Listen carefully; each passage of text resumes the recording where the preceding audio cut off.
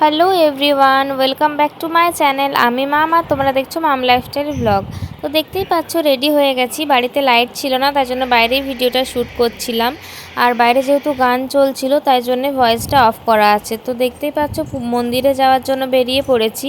তো প্রথমে ভেবেছিলাম যে শাড়ি পরবো, তারপর এত ঝড় বৃষ্টি হয়ে গেছে সকাল থেকে যে আর শাড়ি পরে উঠিনি। প্রচণ্ড কাদা ছিল, তাই জন্য জিন্স টপ পরে মন্দিরে যাচ্ছিলাম। তো দেখতেই পাচ্ছ বেরোচ্ছি, আর বৃষ্টি হওয়ার পর প্রচণ্ড যেহেতু রোদ হয়ে গেছিলো, রোদের কারণে এরকম ওড়নার মাথায় ঢাকা নিয়ে নিয়ে যাচ্ছিলাম রাস্তার মধ্যে দিয়ে মজা করতে করতে।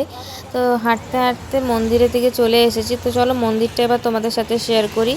তো দেখতেই পাচ্ছ মন্দিরে এসে গেছি। মন্দিরের এবার ভেতরে ঠাকুরটাও তোমাদের সাথে শেয়ার করলাম। তোমরা ভিডিওটা দেখো কন্টিনিউ, তাহলেই বুঝতে পারবে। আর ভিডিওটা কেমন লাগছে অবশ্যই কমেন্টে জানাবে।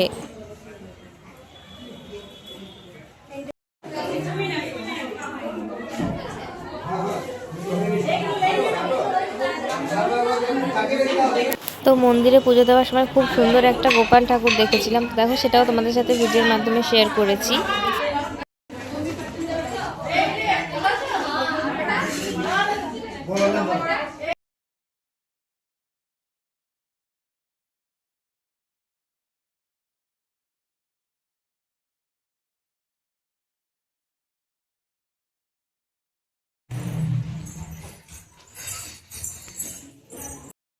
তো গাইজ পুজো দিয়ে চলে এসেছি। দেখতেই পাচ্ছ সিঁদুরের অবস্থা খারাপ, পুরো গলে গলে পড়ছে, এত গরম।